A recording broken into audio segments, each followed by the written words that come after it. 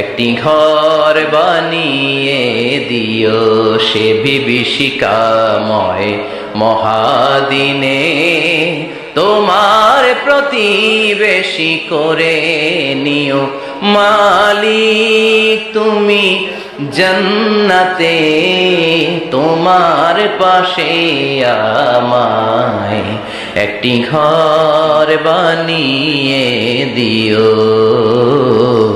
একটি ঘর বানিয়ে দিও। আল্লাহু আকবার। সেই 5000 বছর আগের দোয়া আজও আমরা তাফসীর মাহফিলে গান বানিয়ে বলি। 5000 বছর আগের কথা আজও আমরা কোরআনের আয়াত হিসেবে পড়ি। আল্লাহু আকবার।